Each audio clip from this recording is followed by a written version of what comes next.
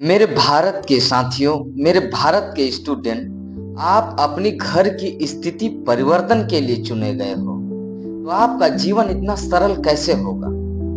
आप भी बताओ कि कैसे सरल होगा? आप बदलाव के लिए ही चुने गए हो, आप अपने परिवार से परिवर्तन के लिए ही चुने गए हो। आप अपनी समस्याओं से कभी मत भागना, और जो भागते हैं वो कभी जीवन में कुछ सीखते ही नहीं। इसलिए इतना मेहनत करना पढ़ने के लिए, इतना कुछ सीखने के लिए मेहनत करना कि अपनी परिस्थिति और अपना व्यवहार सब उच्च रखना।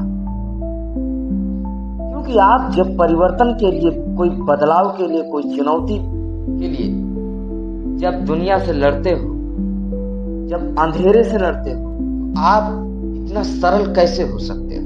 कभी भी जीवन में समस्याओं से मत घबराना, घबराना ही नहीं। समस्या समस्या नहीं है, समस्या को न समझना ही सबसे बड़ी समस्या है। जिस दिन चूर होके बैठ जाते हो, जिस दिन लगता है कि मेरे जीवन में कुछ नहीं होगा, उसी दिन आपके दिल से, दिमाग से, एक अंतरात्मा से आवाज भी आती है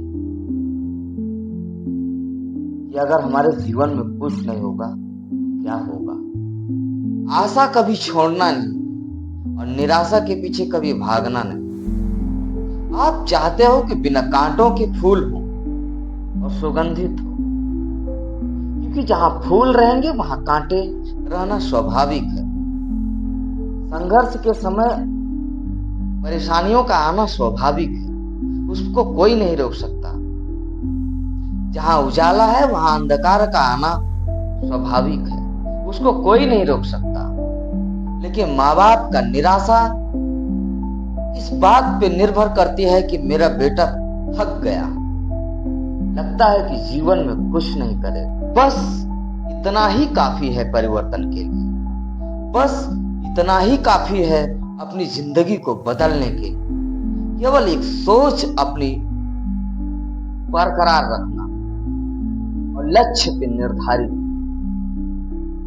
होकर उस पे आगे बढ़ते रहे। बंद कर लो अपने कमरे में, आने दो उजाले को, आने दो एनर्जी को, जो हमें जीवन के उस दिशा तक ले जाएगी जिस दिशा तक हमने सोचा भी नहीं था। लेकिन निराशा की बोझ लेकर हम कहां तक घूमते रहेंगे?